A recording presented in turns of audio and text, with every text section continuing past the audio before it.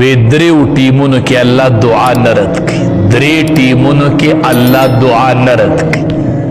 عند الندا، یو د اذان په وخت کې چې اذان وویل شي او جواب یې ورکړي، دا د دعا د قبلېدو ټیم دی. بس دې کې دعا غواړه، دا د دعا د قبلېدو ټیم دی. په دې وخت کې الله دعاګانې قبلې، دعاګانې.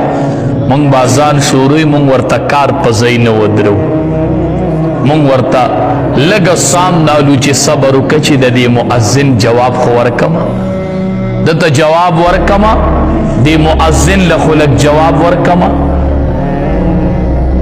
نو عند الندا چې اذان وشي په دغه ټیم کې الله دعا قبلې. یو عند البأس، د جنگ په ټیم کې چې کله میدان جهاد وي او مجاهدین جنگیږي او دا جنگ گرم شي، گرم بازی په بازو کې ورننوزي، سخت جنگ شي، په دغه ټیم کې الله دعا قبلې.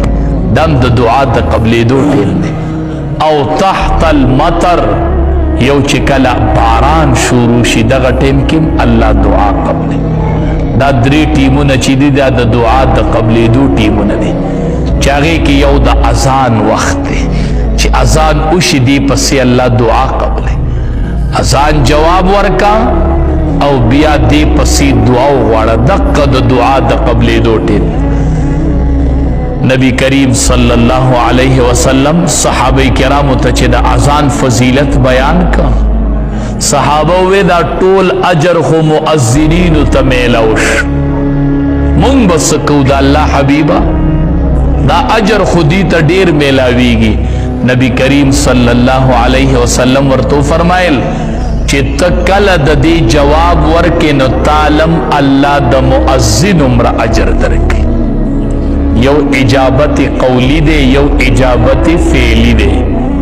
اجابت قولی دا دی چې دا مؤذن کم الفاظ وایي نو ته دغه وایه، خو چې حی علی الصلاة و حی علی الفلاح ته ورسیږي التبوی لا حول ولا قوة الا بالله، دغه ټیم کې به دغه الفاظ نه وایي. ځکه هغه وایي حی علی الصلاة راشه مانځه ته، او ته ورته هم وایي حی علی الصلاة راشه مانځه ته، نه هغه وایي حی علی الصلاة مانځه ته راشه، نو ته ورته وایي لا حول ولا قوة الا بالله. که د ګنانم بنده بچ کیږي نو د الله په توفیق بچ کیږي، او که نیکیم بنده کوي نو د الله په توفیق کوي. نو الله دی توفیق راکړي چې زه درشم او دا مونځ وکړم. دې ته اجابتي فعلي وایي، دې ته اجابتي فعلي وایي.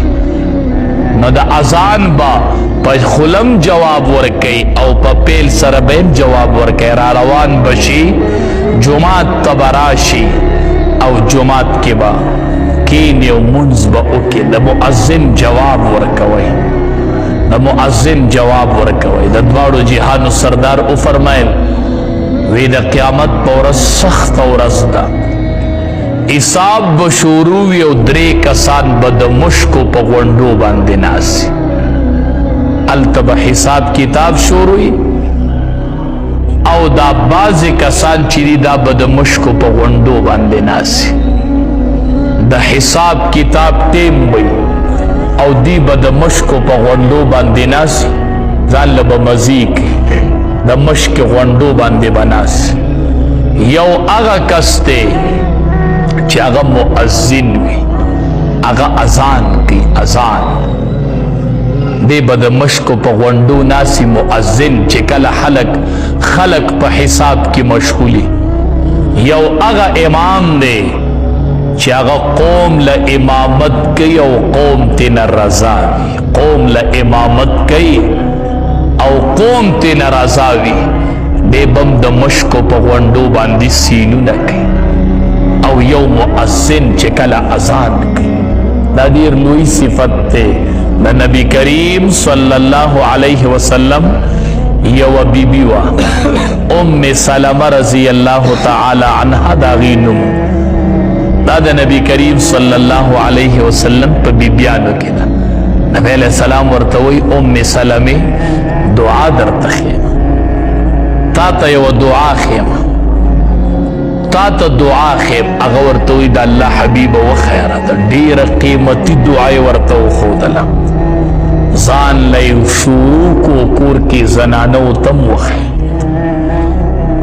او په نص او په حدیث کې دا دعا راغلی ده چې نبی علیه السلام خپلې بیبي ته ښودلې ده خپلې بیبي ته یې وی د مؤمنانو مور ته یې وی چې کله ماښام اذان وشي که نه ماښام اذان ووري او جواب یې ورکړي نو بیا دعا کوه اللهم هذا اقبال لیلک وادبار نهارک واصوات دعاتک فاغفر لی اے ام سلمې دا دعا کوه اے د مؤمنانو مور ته وایي نبی علیه السلام د مؤمنانو مور ته دعا ښیي وایي دا دعا کوه چې ماښام اذان ووري نو وایه اللهم هذا اقبال لیلک یا الله ستا شپه راغله و ادبار نهارک او ورځ دې لاړله شپه دې مخامخ شوه او ورځ دې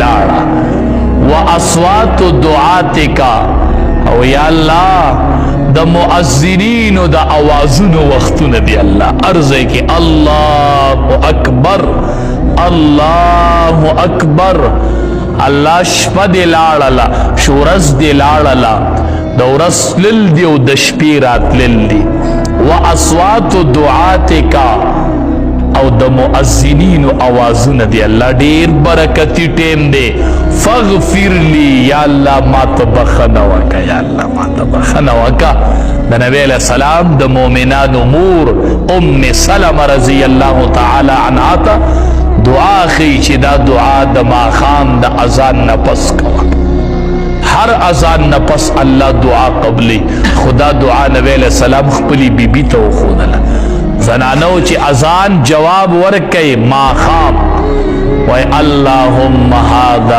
اقبال لیلک و ادبار نهارک و اصوات دعاتک فاغفر لی یا الله ما وبخه کنه دا ټول مؤذنین شروع دي دا اوازونه به شروع او شپه به راځي او ورځ به ځي ته به وایي فاغفر لی الله ما ته بخښنه وکړه یا الله ما ته بخښنه وکړه یا الله ما ته بخښنه وکړه الله ما وبخه نو دقې اذان پسې دا دعا غواړئ چې الله ګناهونه معاف کړي